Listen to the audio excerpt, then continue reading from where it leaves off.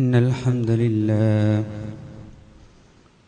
نحمده ونستعينه ونؤمن به ونتوكل عليه ونعوذ بالله من شرور أنفسنا ومن سيئات أعمالنا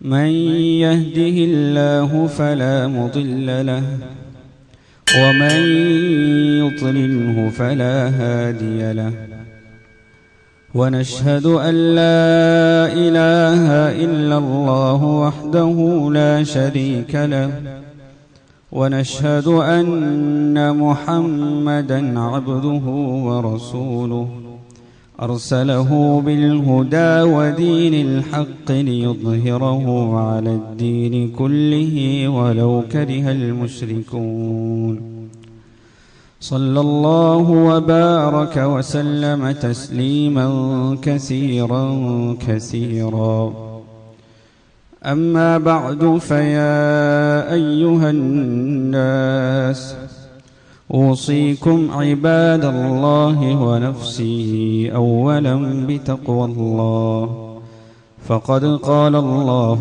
تعالى يا أيها الذين آمنوا اتقوا الله حق تقاته ولا تموتن إلا وأنتم مسلمون وقال أيضا يا أيها الذين آمنوا اتقوا الله وقولوا قولا سديدا يصلح لكم أعمالكم ويغفر لكم ذنوبكم ومن يطع الله ورسوله فقد فاز فوزا عظيما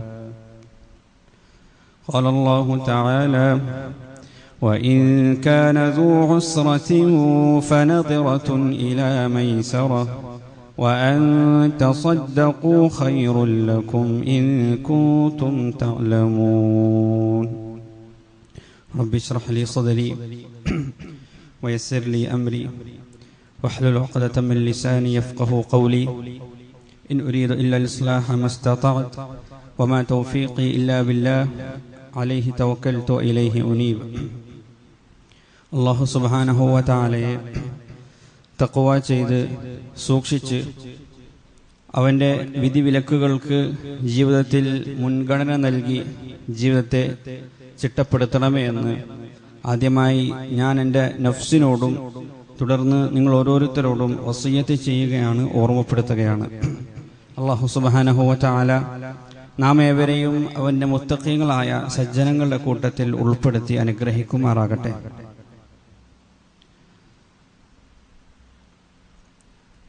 ഒരിക്കൽ മുഹമ്മദ് ബിൻ ജഹ്ഷ് റളിയല്ലാഹു അൻഹു പ്രവാചകൻ സല്ലല്ലാഹു അലൈഹി വസല്ലമ തങ്ങളുമായിട്ടുള്ള അദ്ദേഹത്തിൻ്റെ ഒരു അനുഭവം പങ്കുവെക്കുന്നുണ്ട്. ഇമാം നസായി ആണ് ഈ ഒരു സംഭവത്തെ ഉദ്ധരിച്ചിട്ടുള്ളത്. മുഹമ്മദ് ബിൻ ജഹ്ഷ് റളിയല്ലാഹു അൻഹു പറയുകയാണ്, കുന്ന ജുലൂസൻ ഇൻദ റസൂലില്ലാഹി സ്വല്ലല്ലാഹു അലൈഹി വസല്ലം, ഞങ്ങൾ ഒരിക്കൽ പ്രവാചകൻ സല്ലല്ലാഹു അലൈഹി വസല്ലമയുടെ കൂട്ടത്തിൽ ഇങ്ങനെ ഇരിക്കുകയായിരുന്നു. ഫറഫഅ റഅസഹു ഇല സമാ, ആ സന്ദർഭത്തിൽ പെട്ടെന്ന് തിരുദൂർ അദ്ദേഹത്തിന്റെ മുഖം ആകാശത്തിലേക്ക് ഉയർത്തി. സുമ്മ വളഅ റാഹതഹു അലാ ജബ്ഹതൈ, പിന്നീട് അദ്ദേഹത്തിന്റെ കരങ്ങൾ ആ നെറ്റിത്തടത്തിലേക്ക് വെച്ചു. സുമ്മ ഖാല, എന്നിട്ട് റസൂൽ സല്ലല്ലാഹു അലൈഹി വസല്ലമ തങ്ങൾ പറഞ്ഞു, സുബ്ഹാനല്ലാഹ് മാദാ നുസില മിന തശ്ദീദ്, സുബ്ഹാനല്ലാഹ്, എത്ര കഠിനമായ ഒരു കാര്യമാണ് ഈ അവതരിച്ചിരിക്കുന്നത്. പ്രവാചകന്റെ മുഖഭാവത്തുനിന്ന് തന്നെ ആ കാര്യത്തിന്റെ ഗൗരവം അവർക്ക് പിടികിട്ടിയിരുന്നു. അത് കാരണം ആ സാഹചര്യത്തിൽ, ആ സന്ദർഭത്തിൽ റസൂലിനോട് അവരൊന്നും ചോദിക്കാൻ മെനക്കെട്ടില്ല, ഭയം കാരണം.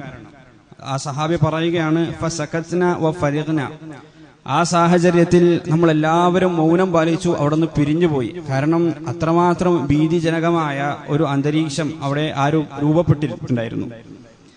പിന്നീട് പിറ്റേ ദിവസം അദ്ദേഹം പറയുകയാണ്, ഞാൻ റസൂൽ സല്ലല്ലാഹു അലൈഹി വസല്ലമ തങ്ങളുടെ അടുക്കിലേക്ക് പോയി. കാര്യങ്ങളൊക്കെ കുറച്ച് തണുത്തു. പ്രവാചകന്റെ ആ മുഖഭാവത്ത് നിന്ന് ആ ഗൗരവമൊക്കെ മാറിയപ്പോൾ ഞാൻ റസൂൽ സല്ലല്ലാഹു അലൈഹി വസല്ലമ തങ്ങളുടെ അടുക്കിലേക്ക് പോയി ചോദിച്ചു, മാ ഹാദ തശ്ദീദുൽ ലദീ നുസിൽ, ആ അതികഠിനമായ കാര്യം എന്തായിരുന്നു, അവതരിച്ച ആ അതികഠിനമായ കാര്യം എന്തായിരുന്നു?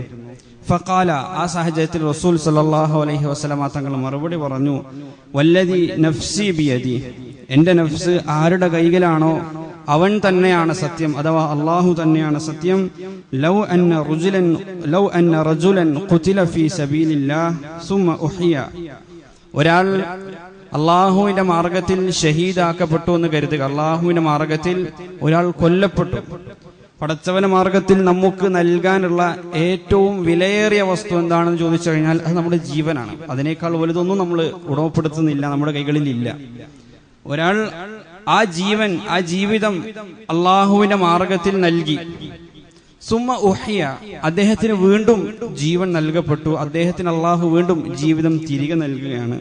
സുമ്മ ഖുതില, അദ്ദേഹം വീണ്ടും ആ ജീവിതം, ആ ജീവൻ അള്ളാഹുവിന്റെ മാർഗത്തിൽ ബലി നൽകി. നമുക്കറിയാം, ഒരു ജീവൻ അള്ളാഹുവിന്റെ മാർഗത്തിൽ നൽകിയാൽ അതിന്റെ പ്രതിഫലങ്ങൾ എന്തൊക്കെയാണ്?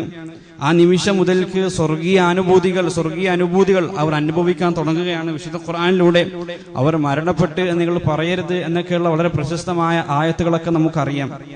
ഈ രൂപത്തിൽ ആദ്യത്തെ രക്തത്തുള്ളി തന്നെ ഈ ഭൂമിയിലേക്ക് ഇറ്റു വീഴുമ്പോൾ സകല പാപങ്ങളും പൊറുക്കപ്പെടും എന്ന് പ്രവാചകൻ സല്ലല്ലാഹു അലൈഹി വസല്ലമ തങ്ങൾ പഠിപ്പിച്ച ഇത്ര വലിയൊരു പുണ്യപ്രവൃത്തി ഒരാൾക്ക് 2 പ്രാവശ്യം ജീവിതത്തിൽ നൽകാൻ സാധിക്കുകയാണ്. റസൂൽ പറഞ്ഞു, വീണ്ടും അയാൾക്ക് ജീവൻ നൽകപ്പെട്ടു. അയാൾ വീണ്ടും ആ ജീവിതം അള്ളാഹുവിന്റെ മാർഗത്തിൽ ബലി നൽകി.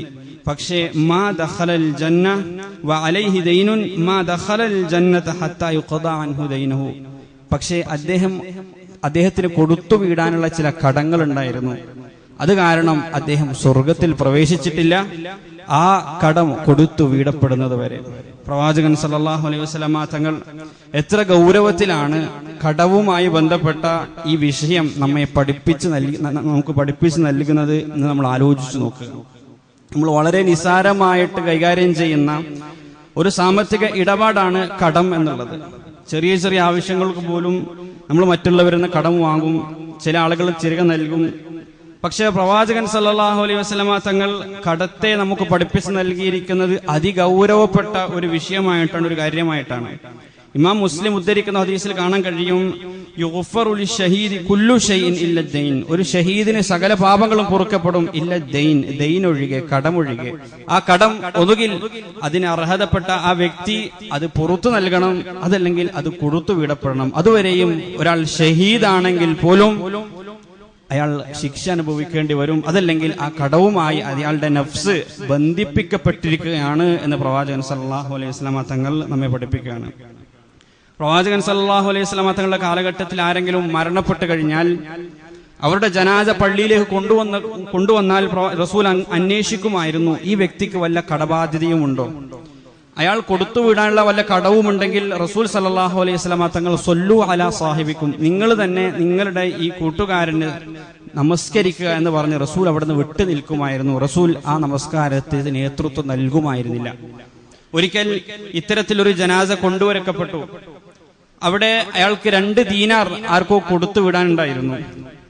ആ സാഹചര്യത്തിൽ റസൂൽ സല്ലല്ലാഹു അലൈഹി വസല്ലമ തങ്ങൾ പതിവ് പോലെ അത് അന്വേഷിച്ച് അവിടെ നിന്ന് മാറി നിൽക്കാൻ തുനിഞ്ഞപ്പോൾ അബൂ ഖതാദ റളിയല്ലാഹു അൻഹു, അത് ഞാൻ ഏറ്റെടുത്തിരിക്കുന്നു എന്ന് റസൂൽ സല്ലല്ലാഹു അലൈഹി വസല്ലമയോട് പറഞ്ഞു, അത് ഞാൻ കൊടുത്തു വിടിക്കൊള്ളാം.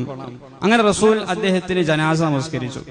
പിറ്റേ ദിവസം അബൂ ഖതാദ റളിയല്ലാഹു അൻഹുവിനോട് റസൂൽ സല്ലല്ലാഹു അലൈഹി വസല്ലം അന്വേഷിച്ചു, നീ ആ 2 ദീനാർ കൊടുത്തു വിടിയോ? ആ സമയത്ത് അബൂ ഖതാദ റളിയല്ലാഹു അൻഹു പറഞ്ഞു, ഇന്നലെ മരണപ്പെട്ടിട്ടല്ലേ ഉള്ളൂ, അധിക സമയമായിട്ടൊന്നുമില്ലല്ലോ, 2 ദീനാറല്ലേ ഉള്ളൂ. പ്രവാചകൻ സല്ലല്ലാഹു അലൈഹി വസല്ലമ തങ്ങളുടെ അനിഷ്ടം അദ്ദേഹത്തിന് റസൂലിന്റെ മുഖത്ത് തന്നെ വായിച്ചെടുക്കാൻ സാധിച്ചിരുന്നു. പിറ്റേ ദിവസം റസൂൽ ഇതേ ചോദ്യം അബൂ ഖതാദയോട് ആവർത്തിച്ചു. ആ സമയത്ത് അദ്ദേഹം പറഞ്ഞു, അതെ, ഞാനത് കൊടുത്തു വീടിയിരിക്കുന്നു. ആ സമയത്ത് പ്രവാചകൻ പറഞ്ഞു, അൽ ആന ബറദത അലൈഹി ജിൽദുഹു, ഇപ്പോഴാണ് അദ്ദേഹത്തിന്റെ ചർമ്മം ഒന്ന് തണുത്തത്. ഈ 2 ദിവസമായിട്ട് ഖബറിൽ ആ കടത്തിന്റെ ചൂട് ആ ചർമ്മം അനുഭവിച്ചു കൊണ്ടിരിക്കുകയായിരുന്നു, ഇപ്പോഴാണ് അത് തണുത്തത്, ആറിയത് എന്ന് റസൂൽ സല്ലല്ലാഹു അലൈഹി വസല്ലമ തങ്ങൾ അദ്ദേഹത്തെ പഠിപ്പിക്കാണ്. തീർച്ചയായിട്ടും കടം എന്നുള്ളത് അതികഠിനമായ ഒരു പരീക്ഷണമാണ്. നമ്മളൊക്കെയും അള്ളാഹുവിനോട് കാവൽ ചോദിച്ചുകൊണ്ടേയിരിക്കേണ്ട, നമ്മുടെ ജീവിതത്തിൽ അങ്ങേയറ്റം നമ്മൾ ഭയപ്പെടേണ്ട ഒരു സാമ്പത്തിക ഇടപാടാണ് കടം. ആയിഷ റളിയല്ലാഹു അൻഹ ഉദ്ധരിക്കുന്ന ഒരു ഹദീസ് ഇമാം ബുഖാരിയും മുസ്ലിമും ഉദ്ധരിക്കുന്നുണ്ട്, റിപ്പോർട്ട് ചെയ്യുന്നുണ്ട്. ആയിഷ റളിയല്ലാഹു അൻഹ പറയാണ്, റസൂൽ സല്ലല്ലാഹു അലൈഹി വസല്ലമ കാന യദഉ ഫി സ്വലാ, പ്രവാചകൻ എന്ന് അധികമായിട്ട് നമസ്കാരത്തിൽ പ്രാർത്ഥിക്കാറുണ്ടായിരുന്നു, അല്ലാഹുമ്മ ഇന്നി അഊദു ബിക മിനൽ മഅ്സമി വൽ മഗ്റം, അല്ലാഹുവേ പാപത്തിൽ നിന്നും കടക്കണിയിൽ നിന്നും ഞാൻ നിന്നോടിതാ കാവൽ തേടുന്നു എന്ന് റസൂൽ സല്ലല്ലാഹു അലൈഹി വസല്ലമ തങ്ങൾ നമസ്കാരത്തിൽ അധികവും പ്രാർത്ഥിക്കാറുണ്ടായിരുന്നു. ഫഖാല ലഹു ഖായിൽ, ഇത് കേട്ടുകൊണ്ട് ഒരാൾ റസൂലിനോട് ചോദിച്ചു, മാ അക്സറ മാ തസ്തഈദു മിനൽ മഗ്റം, പാപത്തിൽ നിന്ന് കാവൽ തേടുന്നത് ഒക്കെയാണ്, പക്ഷേ ഇത്രമാത്രം അധികമായി ഇത്ര അധികം താങ്കൾ എന്തിനാണ് കടക്കണിയിൽ നിന്ന് അള്ളാഹുവിനോട് കാവൽ തേടിക്കൊണ്ടേയിരിക്കുന്നത്? കാരണം റസൂൽ സല്ലല്ലാഹു അലൈഹി വസല്ലം തങ്ങൾ ഒരിക്കലും ആ രൂപത്തിലുള്ള ഇടപാടുകൾ പ്രവാചകൻ ജീവിതത്തിൽ നടത്തിയിരുന്നില്ല. പിന്നെ എന്തുകൊണ്ടാണ് താങ്കൾ ഇത്രമാത്രം കടക്കണിയിൽ നിന്ന് അള്ളാഹുവിനോട് കാവൽ തേടിക്കൊണ്ടിരിക്കുന്നത് എന്ന് ചോദിച്ചപ്പോൾ റസൂൽ സല്ലല്ലാഹു അലൈഹി വസല്ലം അദ്ദേഹത്തിന് കൊടുത്ത മറുപടി, ഇന്നർ റജുല ഇദാ ഗുരിമ ഹദ്ദസ ഫകദബ, ഒരു വ്യക്തി കടക്കണിയിൽ അകപ്പെട്ട് കഴിഞ്ഞാൽ പിന്നെ സംസാരിച്ചാൽ അയാൾ കളവ് പറയാൻ തുടങ്ങും. വഅദ ഫഅഖ്ലഫ, വാഗ്ദാനം ചെയ്താൽ ആ വാഗ്ദാനം ലംഘിക്കുവാനും അയാൾ തുടങ്ങും. എത്ര കൃത്യമാണ് റസൂൽ സല്ലല്ലാഹു അലൈഹി വസല്ലം തങ്ങളുടെ നിരീക്ഷണം എന്ന് നമ്മൾ ആലോചിച്ച് നോക്കുക. ചില ആളുകൾ ഈ കടത്തിൽ മാത്രം കടം വാങ്ങി പൈസ റോൾ ചെയ്ത് ജീവിക്കുന്ന ചില ആളുകൾ നമുക്ക് സമൂഹത്തിൽ കാണാൻ കഴിയും. ഒരാളിൽ നിന്ന് കടം വാങ്ങുക, അത് മറ്റൊരാളിൽ നിന്ന് കടം വാങ്ങിയത് തിരികെ നൽകുക, പിന്നീട് മൂന്നാമതൊരു വ്യക്തിയിൽ നിന്ന് കടം വാങ്ങി ആ രണ്ടാമത്തെ വ്യക്തിക്ക് നൽകുക, ഇങ്ങനെ ജീവിതം മുന്നോട്ട് കൊണ്ടുപോകുന്ന ചില ആളുകളുണ്ട്. ആ ആളുകളെ സംബന്ധിച്ചിടത്തോളം ആലോചിക്കേണ്ടത്, റസൂൽ സല്ലല്ലാഹു അലൈഹി വസല്ലമ തങ്ങൾ എത്ര കൃത്യമാണ് അവരെ പറ്റി പറഞ്ഞത്. ആ ആളുകൾ പലപ്പോഴും കളവ് പറഞ്ഞിട്ടായിരിക്കും കടം വാങ്ങുക, നാളെ വൈകിട്ട് നിനക്ക് തിരികെ നൽകാം എന്ന് പറഞ്ഞായിരിക്കും. കാരണം അത് അവർക്കൊരു ശീലമാണ്. നാളെ വൈകിട്ടായാൽ എനിക്ക് ഒരിക്കലും അത് തിരികെ നൽകേണ്ടതില്ല എന്നവർക്കറിയാം. ആ രൂപത്തിലാണ്, ആ നിയത്തോടു കൂടി തന്നെയാണ് അവർ വാങ്ങുക. പിന്നീട് അവർ പുതിയൊരു ഡേറ്റ് അവർക്ക് വാഗ്ദാനം നൽകും, പക്ഷെ അഖ്ലഫ, അവരത് ലംഘിക്കും. ഈ രണ്ട് ഗുണങ്ങളുടെയും പ്രത്യേകത, ഇത് രണ്ടും മുനാഫിഖീങ്ങളുടെ കപടന്മാരുടെ ഗുണമായിട്ടാണ് റസൂൽ സല്ലല്ലാഹു അലൈഹി വസല്ലം നമ്മൾ പറഞ്ഞത്. സംസാരിച്ചാൽ കളവ് പറയുക, വാഗ്ദാനം ചെയ്താൽ ലംഘിക്കുക. അപ്പോൾ കടബാധ്യതയിലൂടെ ചില ആളുകൾ കാപട്യത്തിലേക്ക് മുനാഫിഖീങ്ങളുമായിട്ട് വരെ കൂപ്പുകുത്തിയേക്കാം. അതുകൊണ്ടാണ് റസൂൽ സല്ലല്ലാഹു അലൈഹി വസല്ലം തങ്ങൾ പോലും ഇത്ര അധികം കടക്കണിയിൽ നിന്ന് അള്ളാഹുവിനോട് കാവൽ തേടിക്കൊണ്ടേയിരുന്നത്. കടവുമായി ബന്ധപ്പെട്ട് റസൂൽ സല്ലല്ലാഹു അലൈഹി വസല്ലം തങ്ങൾ അധ്യാപനവും വിശുദ്ധ ഖുർആനിന്റെ പാഠങ്ങളും നമ്മൾ പഠിക്കാൻ ശ്രമിക്കുമ്പോൾ ആദ്യമായിട്ട് നമ്മൾ മനസ്സിലാക്കേണ്ടത് എങ്ങനെ അത് ജീവിതത്തിൽ ഒഴിവാക്കാം എന്നുള്ളതാണ്. എങ്ങനെ കടം വാങ്ങാം, എങ്ങനെ കടം കൊടുക്കാം എന്നതിനേക്കാൾ കടം വാങ്ങാതെ എങ്ങനെ ജീവിക്കാം എന്നതിനെ കുറിച്ചാണ് ഏറ്റവും പ്രഥമമായി നമ്മൾ ആലോചിക്കേണ്ടതായിട്ടുണ്ട്. റസൂൽ സല്ലല്ലാഹു അലൈഹി വസല്ലം തങ്ങൾ പറയുന്നുണ്ട്, വമൻ യസ്തഗ്നി യുഗ്നിഹില്ല, ആരെങ്കിലും സ്വയം പര്യാപ്തത ആഗ്രഹിക്കുകയും മറ്റുള്ളവരെ ആശ്രയിക്കാതെ ജീവിക്കാൻ ഒരാൾ ആഗ്രഹിക്കുകയും ചെയ്താൽ യുഗ്നിഹില്ല, അള്ളാഹു അയാളെ സ്വയം പര്യാപ്തനാക്കി മാറ്റുന്നതാണ്. ആ രൂപത്തിലൊരു മനോഭാവം നമുക്ക് കൊണ്ടുവരാൻ കഴിയണം. മറ്റുള്ളവരെ എന്തിനും ഏതിനും മറ്റുള്ളവരുടെ സമ്പത്തും മറ്റുള്ളവർക്ക് അള്ളാഹു നൽകിയ അനുഗ്രഹങ്ങളെയും ആശ്രയിക്കുന്നതിന് പകരം അള്ളാഹു എനിക്ക് നൽകിയത് കൊണ്ട് മതിയാക്കുക എന്ന രൂപത്തിലൊരു മനോഭാവം കൊണ്ടുവരുമ്പോഴാണ് ഒരാൾക്ക് എല്ലാ അർത്ഥത്തിലും സ്വയം പര്യാപ്തനായിട്ട് മാറാൻ കഴിയുക. പ്രത്യേകിച്ച് സാമ്പത്തികമായ ഒരു സ്വയം പര്യാപ്തത അയാൾക്ക് കൈവരിക്കാൻ കഴിയുക ആ സാഹചര്യത്തിലാണ്. അതല്ലെങ്കിൽ ഒരാവശ്യം വരുമ്പോൾ പെട്ടെന്ന് ആലോചിക്കുക, ഇത് ആരിൽ നിന്ന് ഞാൻ കടം വാങ്ങും എന്നതിനെ സംബന്ധിച്ചാണ്. പക്ഷേ ഇവിടെ സൂചിപ്പിച്ചതുപോലെ അള്ളാഹു പറയുന്നുണ്ട്, റസൂൽ സല്ലല്ലാഹു അലൈഹി വസല്ലം തങ്ങൾ പറയുന്നുണ്ട്, ഇന്നല്ലാഹ യുഹിബ്ബുൽ അബ്ദ തഖിയൽ ഗനി, തഖ്വയുള്ള മറ്റുള്ളവരെ ആശ്രയിക്കാതെ കഴിയുന്ന ഒരു അടിമയെ അള്ളാഹു അങ്ങേയറ്റം സ്നേഹിക്കുന്നു എന്ന് റസൂൽ സല്ലല്ലാഹു അലൈഹി വസല്ലം തങ്ങൾ പറയുന്നുണ്ട്. അത്തരം ഒരു മനോഭാവത്തോടു കൂടി ജീവിക്കുന്ന ഒരാളെ സംബന്ധിച്ചിടത്തോളം അവരുടെ ജീവിതത്തിൽ ഒരു ആവശ്യം വന്നു കഴിഞ്ഞാൽ അവർ ആലോചിക്കുക, അതെങ്ങനെ എനിക്ക് പരിഹരിക്കാം, എങ്ങനെ അതിനു വേണ്ട സമ്പത്ത് ഞാൻ ഉണ്ടാക്കാം, എങ്ങനെ ഞാൻ അധ്വാനിച്ച് അത്തരത്തിലുള്ള ഒരു സാമ്പത്തിക സ്ഥിതിയിലേക്ക് എനിക്ക് ഉയരാം, എങ്ങനെ ഞാൻ സാമ്പത്തികമായി സ്വയം പര്യാപ്തതയുള്ളവനായിട്ട് മാറാം. ഈ രൂപത്തിലായിരിക്കും, ഈ രൂപത്തിലുള്ള റസൂൽ സല്ലല്ലാഹു അലൈഹി വസല്ലം തങ്ങൾ അള്ളാഹു ഇഷ്ടപ്പെടുന്നു എന്ന് പറഞ്ഞ ഈ സവിശേഷതയുമായി ജീവിക്കുന്ന ആ അടിമകളെ സംബന്ധിച്ചിടത്തോളം അവരുടെ ജീവിതം ആ രൂപത്തിൽ അവർക്ക് മുന്നോട്ട് കൊണ്ടുപോകാൻ കഴിയും. അതുകൊണ്ട് തന്നെ അത്തരക്കാരുടെ ജീവിതത്തിൽ എല്ലാ അർത്ഥത്തിലുള്ള ഖൈർ ബറകാത്തുകളും ഐശ്വര്യവും തുറക്കപ്പെടുന്നതായി നമുക്ക് കാണാൻ കഴിയും. അവരുടെ ജീവിതം മുന്നോട്ട് പോകുന്നതനുസരിച്ച് സാമ്പത്തികമായും അതല്ലാതെയുമൊക്കെയും അവരുടെ ജീവിതം വിശാലമായി കൊണ്ടിരിക്കുന്നത് നമുക്ക് കാണാൻ കഴിയും. കാരണം അവരുള്ളതിൽ തൃപ്തിപ്പെട്ടു. റസൂൽ സല്ലല്ലാഹു അലൈഹി വസല്ലമ തങ്ങൾ പറയുന്നുണ്ടല്ലോ, ലൈസൽ ഗിന അൻ കസ്റത്തിൽ ആറദ്, ധന്യത എന്ന് പറഞ്ഞാൽ, സമ്പന്നത എന്ന് പറഞ്ഞാൽ ഒരുപാട് സമ്പത്ത് കുമിഞ്ഞുകൂടുക എന്നതല്ല. വലാകിന്നൽ ഗിന ഗിനൻ നഫ്സ്, അത് മനസ്സിന്റെ ധന്യതയാണ്. മനസ്സിൽ ഒരാളെയും ആശ്രയിക്കാതെ, ഗിന എന്ന് പറഞ്ഞാൽ അതാണ്. ഗനി, സമ്പന്നൻ അറബിൽ ഗനി എന്നാണ് പറയാറുള്ളത്. യഥാർത്ഥത്തിൽ ഗനി എന്നതിന്റെ അർത്ഥം ആശ്രയിക്കാതെ ജീവിക്കുന്നവൻ എന്നതാണ്. അപ്പോൾ ഒരാൾ യഥാർത്ഥത്തിൽ സമ്പന്നനാകുന്നത് മറ്റുള്ളവരുടേത് ആഗ്രഹിക്കാതെ, മറ്റുള്ളവരെ ആശ്രയിക്കാതെ എപ്പോൾ ഒരാൾക്ക് ജീവിക്കാൻ സാധിക്കുന്നുവോ, അഭിമാനത്തോടുകൂടി ഇസ്സത്തോടുകൂടി എപ്പോൾ ഒരാൾക്ക് ജീവിക്കാൻ സാധിക്കുമോ, അപ്പോഴാണ് ഒരാൾ ഗനിയായിട്ട് മാറുക. ഉള്ളതിൽ തൃപ്തി അടയുമ്പോൾ മാത്രമാണ് നമുക്ക് ആ അർത്ഥത്തിലുള്ള ഗനിയായിട്ട് മാറാൻ കഴിയും. അതുകൊണ്ട് കടം ഒഴിവാക്കാൻ ഏറ്റവും ആദ്യമായിട്ട് നമ്മൾ ചെയ്യേണ്ടത് അള്ളാഹു നമുക്ക് നൽകിയതിൽ തൃപ്തിയുള്ളവരായിട്ട് മാറുക. അള്ളാഹു നമുക്ക് നൽകിയ സമ്പത്ത്, അള്ളാഹു നമുക്ക് നൽകിയ കുടുംബം, അള്ളാഹു നമുക്ക് നൽകിയ കച്ചവടം, അള്ളാഹു നമുക്ക് നൽകിയ ആരോഗ്യം, അള്ളാഹു നമുക്ക് നൽകിയ ശരീരം, ഇതിലൊക്കെയും തൃപ്തിയുള്ളവരായിട്ട് മാറുക, ശുക്റുള്ളവരായിട്ട് മാറുക.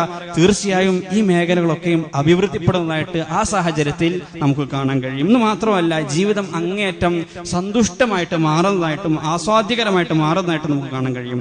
റസൂൽ സല്ലല്ലാഹു അലൈഹി വസല്ലമ തങ്ങളെ പറ്റി സഹാബാക്കൾ പറയാറുണ്ടായിരുന്നത്, കാന അഗ്നന്നാസ്, പ്രവാചകൻ ജനങ്ങളിൽ ഏറ്റവും വലിയ ഖനിയായിരുന്നു, ഏറ്റവും സമ്പന്നനായിരുന്നു, ഏറ്റവും നിരാശരനായി ജീവിക്കുന്നവനായിരുന്നു പ്രവാചകൻ സല്ലല്ലാഹു അലൈഹി വസല്ലമ തങ്ങൾ. അദ്ദേഹത്തിന്റെ പട്ടിണിക്കാലത്ത് പോലും പ്രവാചകൻ ഖനിയായിരുന്നു. എങ്ങനെയായിരുന്നു പ്രവാചകൻ ഖനിയായത്? അദ്ദേഹത്തിന്റെ പട്ടിണി തൊട്ടടുത്തിരിക്കുന്ന സഹാബാക്കൾക്ക് പോലും തിരിച്ചറിയാൻ സാധിച്ചിരുന്നില്ല. 2-3 ദിവസം പട്ടിണി കിടന്നപ്പോൾ പോലും പ്രവാചകൻ അതൊരു പരാധീനതയായി മറ്റുള്ളവരുടെ മുന്നിലേക്ക് കൊണ്ടുവച്ചിരുന്നില്ല. ആരോടും പ്രവാചകൻ ഒന്നും ആവശ്യപ്പെട്ടിരുന്നില്ല. സ്വന്തം അടുത്തിരിക്കുന്ന അയൽവാസികൾ പോലും ഒരുപക്ഷെ അത് തിരിച്ചറിയുമായിരുന്നില്ല. ഖന്തഖ് യുദ്ധവേളയിൽ കൊടും പട്ടിണി കാലഘട്ടത്ത് ചില സഹാബാക്കൾ വന്ന് പ്രവാചകനോട് പരാതി പറയുന്നുണ്ട്. ആ സമയത്ത് അവര് ആ വസ്ത്രം പൊക്കി കാണിച്ചുകൊണ്ട് പ്രവാചകനോട് പറഞ്ഞു, നോക്കൂ, ഞങ്ങളിതാ ഒരു കല്ല് കെട്ടിവെച്ചുകൊണ്ടാണ് ഇവിടെ ജോലി ചെയ്തുകൊണ്ടിരിക്കുന്നത്. അത്രമാത്രം പട്ടിണിയാണ്, അത്രമാത്രം കഠിനമാണ് സാഹചര്യങ്ങൾ. ആ സമയത്ത് റസൂൽ സല്ലല്ലാഹു അലൈഹി വസല്ലമ തങ്ങൾ അദ്ദേഹത്തിന്റെ ആ തിരുവസ്ത്രങ്ങൾ അവിടെ നീക്കി കാണിച്ചു കൊടുക്കണം. അവിടെ 2 കല്ലുകൾ വെച്ച് കെട്ടിയിട്ടുണ്ട്. പക്ഷേ അത് ആരും അറിഞ്ഞിട്ടുണ്ടായിരുന്നില്ല. ഈ രൂപത്തിലായിരുന്നു റസൂൽ സല്ലല്ലാഹു അലൈഹി വസല്ലമ ധനികനായത്.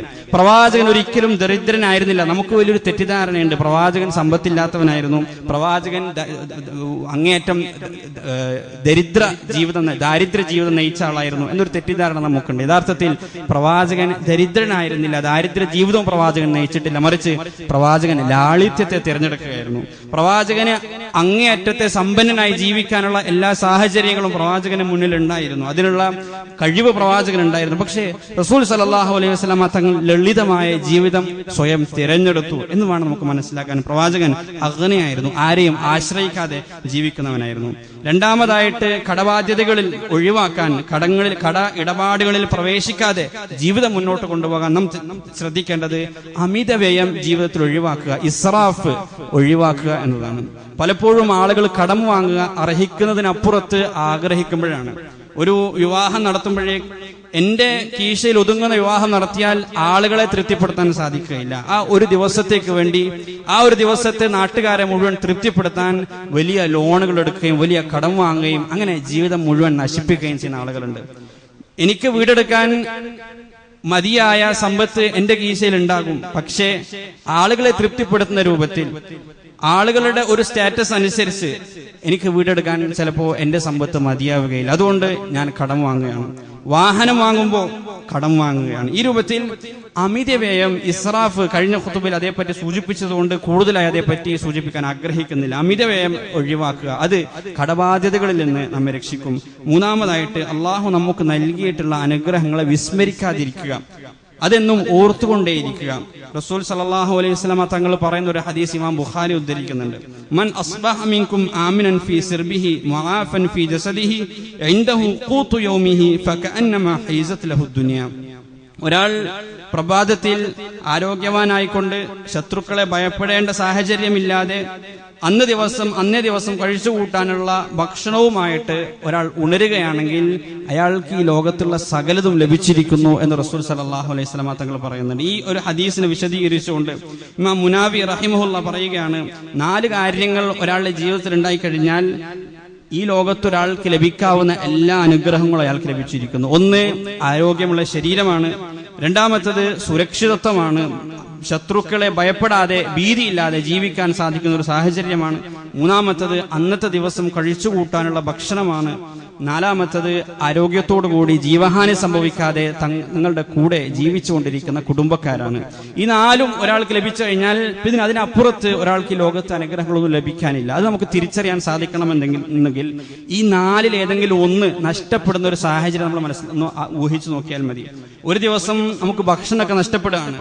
അന്ന് കഴിക്കാനുള്ള അന്നവും വെള്ളവും നമുക്ക് ഇല്ലാതായി കഴിഞ്ഞാൽ പിന്നെ നമ്മുടെ ജീവിതത്തിൽ നമ്മൾ ഒരു കാര്യത്തെ പറ്റിയും ആലോചിക്കുകയില്ല, മറ്റൊരു കാര്യവും ഓർത്ത് നമ്മൾ ആവലാതിപ്പെടുകയുമില്ല. എങ്ങനെയെങ്കിലും ഒരിറക്ക് വെള്ളം ലഭിക്കണം, ഒരു നേരത്തെ ഭക്ഷണം എങ്ങനെ ലഭ്യമാക്കണം എന്നതിനെ പറ്റി മാത്രമായിരിക്കും നമ്മൾ ആലോചിക്കുക.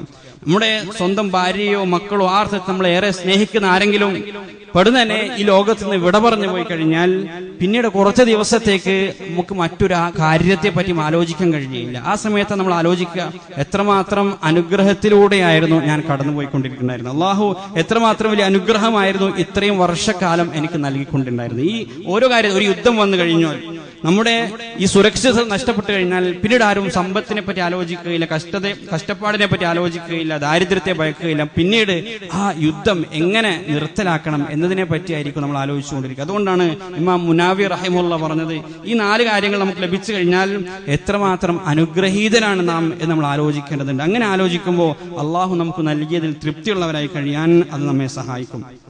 പണ്ഡിതന്മാർ പ്രവാചകൻ സല്ലല്ലാഹു അലൈഹി വസല്ലമ നൽകിയ ഇടപാടുകളുമായി ബന്ധപ്പെട്ട് നൽകിയ അധ്യാപനങ്ങളെ മുൻനിർത്തിക്കൊണ്ട് ഒരാൾ കടം വാങ്ങണമെന്നുണ്ടെങ്കിൽ, ഒരു കടം വാങ്ങുക എന്നത് ഒരാൾക്ക് അനുവദനീയമാകണമെന്നുണ്ടെങ്കിൽ 3 കണ്ടീഷനുകൾ, 3 ഷർത്തുകൾ പൂർത്തിയാക്കപ്പെടേണ്ടതായിട്ട് വിവരിക്കുന്നുണ്ട്. ഒന്നാമതായിട്ട് അവർ പറഞ്ഞത് ആസിമൻ അലൽ വഫ, അത് കൊടുത്തുവിടും എന്ന ഉറപ്പുണ്ടായിരിക്കണം. അങ്ങനെ ഒരു നിയത്തോടുകൂടി മാത്രമേ ഒരാൾ കടം വാങ്ങാവൂ. പ്രവാചകൻ സല്ലല്ലാഹു അലൈഹി വസല്ലമ തങ്ങൾ പറഞ്ഞ ഒരു ഹദീസ് ഇമാം ബുഖാരി റിപ്പോർട്ട് ചെയ്യുന്നുണ്ട്. മൻ അഖദ അംവാലൻ നാസി യുരീദു അദാഅഹ അദ്ദല്ലാഹു അൻ, ഒരാളുടെ കടം തിരികെ നൽകും എന്ന ഉറപ്പോടുകൂടി അങ്ങനെ ആഗ്രഹിച്ചുകൊണ്ടാണ് ഒരാൾ കടം വാങ്ങുന്നതെങ്കിൽ അത് കൊടുത്തുവിടാൻ അള്ളാഹു അയാളെ സഹായിക്കും. എന്നാൽ വമൻ അഖദ യുരീദു ഇത്ലാഫഹ, ഒരാളുടെ സമ്പത്ത് നശിപ്പിച്ചു കളയണം എന്ന ആഗ്രഹത്തോടുകൂടി, കൃത്യമായിട്ടുള്ള ലക്ഷ്യമൊന്നുമില്ല, അത് തിരികെ നൽകിയിട്ടില്ലെങ്കിലും അയാൾ പൊരുത്തപ്പെടും, അത് തിരികെ നൽകിയില്ലെങ്കിലും അയാൾ എന്നോട് ചോദിക്കുകയൊന്നും ചെയ്യുകയില്ല, ഈ രൂപത്തിൽ വളരെ അലസമായിട്ടാണ് ഒരാൾ കടം വാങ്ങുന്നതെങ്കിൽ അത്ലഫഹുള്ള, അള്ളാഹു അയാളെ നശിപ്പിച്ചു കളയും. ഒരിക്കലും ആ സമ്പത്ത് ഒരർത്ഥത്തിലും അവർക്ക് ഉപകരിക്കുകയില്ല. ചില ആളുകൾ നമ്മൾ കാണാറുണ്ട്, നാട്ടിലുള്ള മുഴുവൻ ആളുകളിൽ നിന്ന് അവർ കടം വാങ്ങിയിട്ടുണ്ടാകും, എന്നാലും അവരുടെ ആവശ്യം പൂർത്തീകരിക്കപ്പെട്ടിട്ടുണ്ടാവില്ല. അതിന്റെ പ്രധാനപ്പെട്ട കാരണം കടം വാങ്ങുമ്പോൾ ഈ ഒരു നിയത്ത് അവർ വെക്കുന്നില്ല എന്നുള്ളതാണ്. ഞങ്ങളുടെ ആവശ്യം എങ്ങനെയെങ്കിലും പൂർത്തീകരിക്കപ്പെടണം എന്നതിനപ്പുറത്തേക്ക് ഇത് തിരികെ നൽകേണ്ട വലിയൊരു ബാധ്യതയാണ് എന്നതിനെപ്പറ്റി അവർ ആലോചിക്കാത്തത് കൊണ്ടാണ് അത്ലഫഹുള്ള, അള്ളാഹു പറഞ്ഞിരിക്കുകയാണ്, അവരുടെ സകലതും അള്ളാഹു നശിപ്പിച്ചു കളയും. ഒരിക്കലും അവർക്ക് ധന്യത ഈ ലോകത്ത് സാധ്യമാവുകയില്ല. റസൂൽ സല്ലല്ലാഹു അലൈഹി വസല്ലം തങ്ങൾ പറഞ്ഞ മറ്റൊരു ഹദീസ് കാണാൻ കഴിയും, മത്ലുൽ ഗനിയ്യ ദുൽമുൻ, ഒരാൾക്ക് കടം തിരികെ നൽകാനുള്ള ഒരു അവസരം വന്നു കഴിഞ്ഞാൽ, അങ്ങനെയുള്ള ഒരു സാഹചര്യം വന്നു കഴിഞ്ഞാൽ, അത് വന്നു കഴിഞ്ഞിട്ടും അത് തിരികെ നൽകാതെ ഒരാൾ അത് പിന്തിപ്പിക്കുകയാണെങ്കിൽ അത് ദുൽമാണ്, അത് കൊടിയ അക്രമമാണ് എന്ന് റസൂൽ സല്ലല്ലാഹു അലൈഹി വസല്ലം തങ്ങൾ പറയുന്നുണ്ട്. അത് വലിയൊരു പാപമാണ്. കടം കൊടുത്തുവിടാനുള്ള ഒരു സാഹചര്യം വന്നു കഴിഞ്ഞാൽ നമ്മൾ ഏറ്റവും വലിയ പ്രയോറിറ്റി, മുൻഗണന നൽകേണ്ടത് ആ കടം കൊടുത്തുവിടുന്നതിനായിരിക്കണം. മൂന്നാമതായിട്ട് അൻ യകൂന ഫീ അംരിൻ, രണ്ടാമത്തെ ഷർത്ത് എന്നുള്ളത് അത് കൊടുത്തുവിടാനുള്ള കഴിവ് അയാൾക്ക് ഉണ്ടാകണം. അങ്ങനെ ഉള്ള ഒരു സംഖ്യ മാത്രമായിരിക്കണം അയാൾ കടം വാങ്ങേണ്ടത്. തന്റെ കൊക്കിൽ ഒതുങ്ങുന്നതായിരിക്കണം അയാൾ കടം വാങ്ങേണ്ടത്. ഒരിക്കലും കൊടുത്തുവിടാൻ സാധിക്കാത്ത ഒരു സംഖ്യ ഒരിക്കലും ഒരാളിൽ നിന്ന് കടം വാങ്ങരുത്. അങ്ങനെ കടം വാങ്ങുക എന്നുള്ളത് ഹറാമാണ്, അത് അനുവദനീയമല്ല എന്നാണ് പണ്ഡിതന്മാർ നമ്മെ പഠിപ്പിച്ചിരിക്കുന്നത്. മൂന്നാമതായിട്ട് അത് അനുവദിക്കപ്പെട്ട കാര്യത്തിന് വേണ്ടിയായിരിക്കണം. വെറുതെ ദൂർത്ത് കാണിക്കാൻ വേണ്ടിയാണെങ്കിൽ അതൊരിക്കലും അനുവദിക്കപ്പെട്ട കാര്യമല്ല. അത് അനുവദിക്കപ്പെട്ട ഹലാലായ ഒരു കാര്യത്തിൽ മാത്രമായിരിക്കണം നമ്മൾ കടം വാങ്ങുന്നത്. റസൂൽ സല്ലല്ലാഹു അലൈഹി വസല്ലം തങ്ങൾ കടവുമായി ബന്ധപ്പെട്ട് പറഞ്ഞ ചില ഹദീസുകളെ വിശദീകരിക്കുമ്പോൾ ഫത്ഹുൽ ബാരി എന്ന് പറയുന്ന ഇമാം ബുഖാരിയുടെ ഏറ്റവും പ്രസിദ്ധമായ ശറഹിൽ, വിശദീകരണ ഗ്രന്ഥത്തിൽ ഇബ്നു ഹജർ റഹിമഹുള്ള പറയുന്നുണ്ട്, കടം എന്നുള്ളത് അത് ദറൂറത്തിൽ മാത്രം ഒരാൾ തേടേണ്ട ഒരു കാര്യമാണ്. അങ്ങേയറ്റത്തെ അത്യാവശ്യം വന്നു, ഒരർത്ഥത്തിലും ആ കടം വാങ്ങാതെ എന്റെ സാഹചര്യങ്ങൾ, എന്റെ ജീവിതം മുന്നോട്ട് പോവുകയില്ല, എന്റെ ആവശ്യങ്ങൾ ഒരർത്ഥത്തിലും പൂർത്തീകരിക്കപ്പെടുകയില്ല, അതല്ലാത്ത ഒരു വാതിലും എന്റെ മുമ്പിലില്ല എന്നൊരു ഘട്ടം വരുമ്പോൾ മാത്രമാണ് ഒരാൾ കട ഇടപാടിലേക്ക് ചെല്ലേണ്ടത് എന്ന് ഇബ്നു ഹജർ റഹിമഹുള്ള പല ഹദീസുകളെയും വിശദീകരിച്ചുകൊണ്ട് പറയുന്നതായിട്ട് നമുക്ക് കാണാൻ കഴിയും. വിശുദ്ധ ഖുർആനിൽ ഏറ്റവും വലിയ ആയത്ത് ഏതാണെന്ന് ചോദിച്ചു കഴിഞ്ഞാൽ കടവുമായി ബന്ധപ്പെട്ട വിവരണങ്ങൾ ഉൾക്കൊണ്ടിട്ടുള്ള ആയത്താണ് വിശുദ്ധ ഖുർആനിലെ ഏറ്റവും വലിയ ആയത്ത്. ഒരു പേജോളം ദൈർഘ്യം അത് നമുക്ക് കാണാൻ കഴിയും. ഒരാൾ കടം വാങ്ങുകയും കടം കൊടുക്കുകയും ചെയ്യുമ്പോൾ ഏതൊക്കെ മര്യാദകളാണ് പാലിക്കേണ്ടത് എന്നതാണ് ആ ആയത്തിന്റെ പ്രമേയം. ആദ്യമായിട്ട് അള്ളാഹു പറഞ്ഞത് ഇദാ തദായൻതും ബിദൈനിൻ ഇലാ അജലിൻ മുസമ്മം ഫക്തുബു, കൃത്യമായ ഒരു അവധി നിശ്ചയിച്ചുകൊണ്ട് കടം വാങ്ങുമ്പോൾ നിങ്ങൾ അത് രേഖപ്പെടുത്തി വെക്കുക എന്നതാണ് അള്ളാഹുവിന്റെ ഒന്നാമത്തെ കൽപ്പന. ഫക്തുബു, അത് അള്ളാഹു നമ്മോട് കൽപ്പിച്ചിരിക്കുകയാണ്. ഒരു കടം വാങ്ങുകയോ കൊടുക്കുകയോ ചെയ്യുമ്പോൾ അത് കൃത്യമായിട്ട് നമ്മൾ രേഖപ്പെടുത്തി വെക്കുക. മാത്രവുമല്ല, കൃത്യമായ ഒരു അവധിയും നിശ്ചയിക്കുക. ഒരു അനിശ്ചിതത്വത്തിൽ ഒരു കട ഇടപാട് ഒരിക്കലും നമ്മൾ നടത്തരുത്. കൃത്യമായ ഒരു അവധി നമുക്ക് നിശ്ചയിക്കാൻ കഴിയണം. ആ അവധി കൃത്യമായി രേഖപ്പെടുത്തണം. രണ്ടാമതായി, അങ്ങേയറ്റം നീതിപൂർവമായിരിക്കണം അതിനെ രേഖപ്പെടുത്തേണ്ടത്. അങ്ങേയറ്റത്തെ നീതി, സത്യസന്ധത അവിടെ കാത്തു സൂക്ഷിക്കേണ്ടതായിട്ടുണ്ട്. മൂന്നാമതായി, ആ എഴുതാൻ ഒരാൾ ആവശ്യപ്പെടുകയാണ്, ഒന്ന് എനിക്ക് വേണ്ടി എന്റെ കടം കൃത്യമായിട്ട് എഴുതി തരണം. കാരണം കാലങ്ങളിൽ എഴുത്ത് എന്ന് പറയുന്ന ആ ഒരു വിദ്യ എല്ലാ ആളുകൾക്കും സാധിക്കുന്ന ഒന്നായിരുന്നില്ല. ഇന്നത്തെ ഭാഷയിൽ പറഞ്ഞാൽ അത് അക്കൗണ്ടിങ് ആണ് നമുക്ക് വേണമെങ്കിൽ പറയാം. ആ രൂപത്തിൽ എല്ലാ ആളുകൾക്കും സാധിക്കാത്ത ഒരു വിദ്യയായിരുന്നു എഴുത്ത് എന്നുള്ളത്. അതുകൊണ്ട് തന്നെ ആരോടെങ്കിലും ഒരാൾ ആവശ്യപ്പെടാണ്, ഒന്ന് എനിക്ക് എഴുതി തരണമെന്ന് ആവശ്യപ്പെട്ട് കഴിഞ്ഞാൽ ഒരിക്കലും അതിന് ഒരാൾ വിസമ്മതിക്കരുത്. അത്രമാത്രം ഗൗരവപ്പെട്ട കാര്യമാണ്. കടം എഴുതാൻ ഒരാളോട് ആവശ്യപ്പെട്ട് കഴിഞ്ഞാൽ അള്ളാഹു ആണ് ആ എഴുതുക എന്ന വിദ്യ അയാളെ പഠിപ്പിച്ചിരിക്കുന്നത്. അതുകൊണ്ട് ആരെങ്കിലും കടമിടപാട് എഴുതാൻ അയാളോട് ആവശ്യപ്പെട്ട് കഴിഞ്ഞാൽ ഒരാളും നോ പറയരുത്, അതിനെ വിസമ്മതിക്കരുത്. നാലാമതായി, കൃത്യമായി എന്ത് രേഖപ്പെടുത്തണം എന്ന് കടബാധ്യസ്ഥൻ കൃത്യമായി അയാൾക്ക് പറഞ്ഞു കൊടുക്കണം. അതിൽ ഒരർത്ഥത്തിലുള്ള ഏറ്റക്കുറച്ചിലുകളും നടത്തരുത്.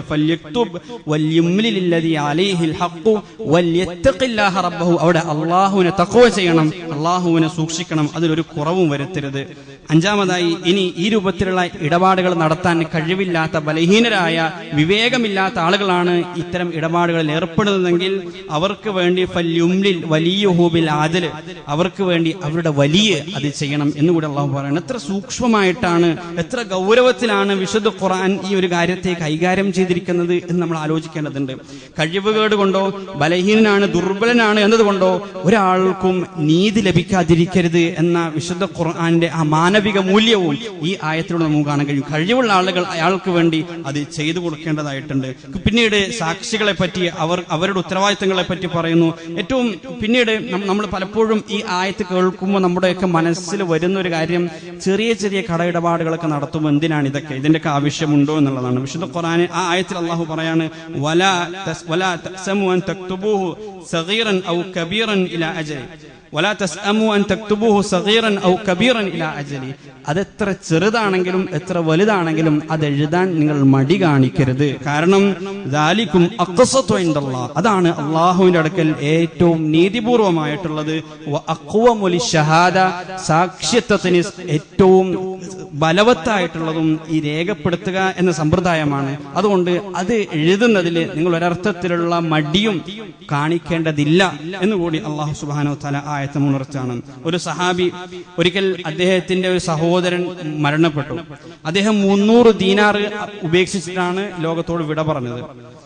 പക്ഷേ അദ്ദേഹത്തിന് വല്ല കടബാധ്യതയും ഉള്ളതായിട്ട് അദ്ദേഹത്തിന് ജീവിച്ചിരിക്കുന്ന സഹോദരൻ അറിവുണ്ടായിരുന്നില്ല. അങ്ങനെ അവർ ഈ 300 ദീനാർ കുടുംബക്കാർക്കിടയിൽ വിഭജിക്കാൻ വേണ്ടി ഇങ്ങനെ തയ്യാറെടുത്തുകൊണ്ടിരിക്കുമ്പോൾ റസൂൽ സല്ലല്ലാഹു അലൈഹി വസല്ലമ തങ്ങൾ ആ സഹാബിയോട് പറയാണ്, ഇദ്ദേഹത്തിന് ഒരുപാട് കടബാധ്യതകളുണ്ട്, അതുകൊണ്ട് നിങ്ങളത് പൂർത്തീകരിച്ചതിന് ശേഷം മാത്രമേ ഈ രൂപത്തിൽ ഈ വറാസത്ത് വിഭജിക്കാൻ പാടുള്ളൂ എന്ന് റസൂൽ സല്ലല്ലാഹു അലൈഹി വസല്ലമ തങ്ങൾ വഹ്യിന്റെ അടിസ്ഥാനത്തിൽ അദ്ദേഹത്തിന് പറഞ്ഞു കൊടുക്കണം.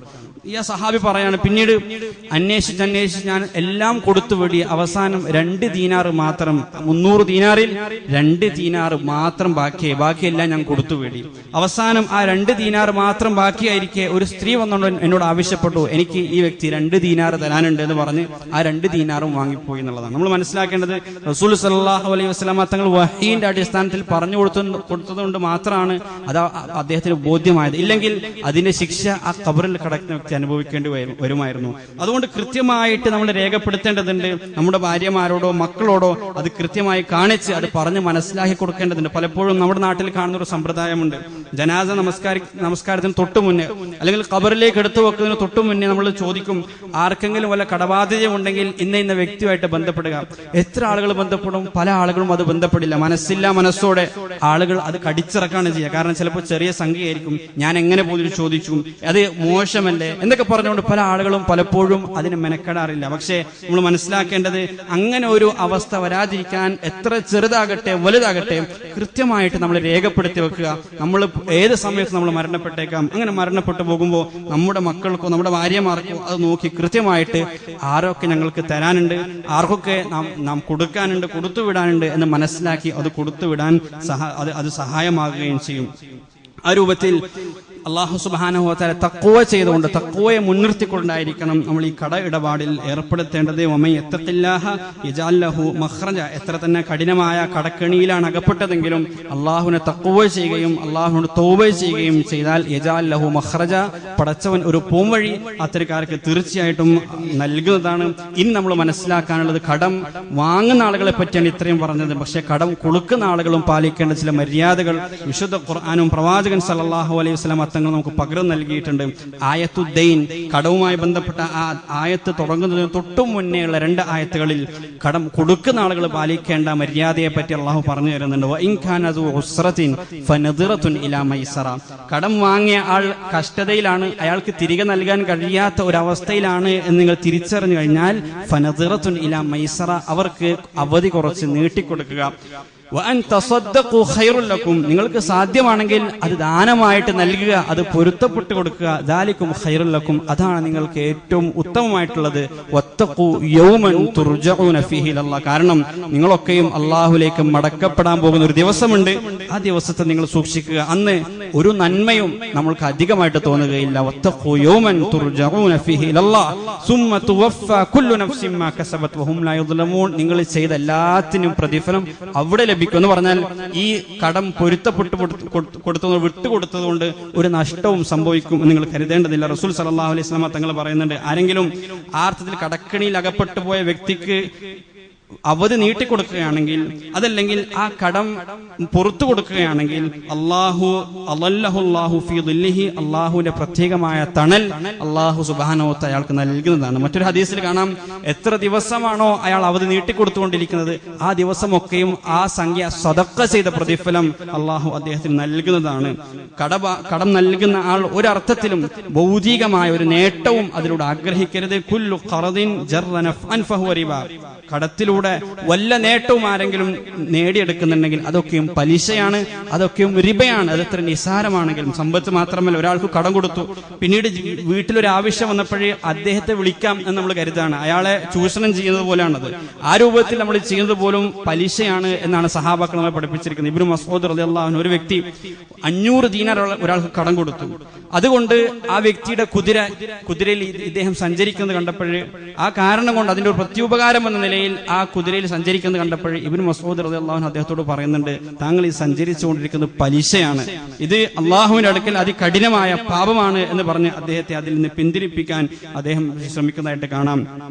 ചില താബിഈ പണ്ഡിതന്മാർ പറയുന്നുണ്ട്, നിങ്ങൾ ഒരാൾക്ക് കടം കൊടുത്തു, ആ കടം വീടുന്ന സമയത്ത് അദ്ദേഹം ഒരു ഗിഫ്റ്റ് കൂടി അതിന്റെ കൂടെ ചേർത്ത് നിങ്ങൾക്ക് കൊണ്ടുവരികയാണെങ്കിൽ ആ ഗിഫ്റ്റ് മടക്കി നൽകി കടം മാത്രം നിങ്ങൾ തിരികെ വാങ്ങുക. അത്രമാത്രം സൂക്ഷ്മത കടത്തിന്റെ കാര്യത്തിൽ നമ്മൾ സൂക്ഷിക്കേണ്ടതുണ്ട്. അല്ലാഹു സുബ്ഹാനഹു വ തആല എല്ലാ അർത്ഥത്തിലും അല്ലാഹു നമുക്ക് നിഷ്കർഷിച്ചു തന്നിട്ടുള്ള ഇത്തരം സാമ്പത്തിക ഇടപാടുകളിൽ തഖ്വ കാത്തു സൂക്ഷിക്കാൻ പ്രവാചകൻ സല്ലല്ലാഹു അലൈഹി വസല്ലം പകർന്നു നൽകിയ പാഠങ്ങളെയും വിശുദ്ധ ഖുർആൻ നൽകിയ അധ്യാപനങ്ങളെയും ഉൾക്കൊണ്ട് മനസ്സിലാക്കി അത് ജീവിതത്തിൽ പ്രാവർത്തികമാക്കാൻ അല്ലാഹു സുബ്ഹാനഹു വ തആല നമുക്ക് തൗഫീഖ് നൽകി അനുഗ്രഹിക്കുമാറാകട്ടെ.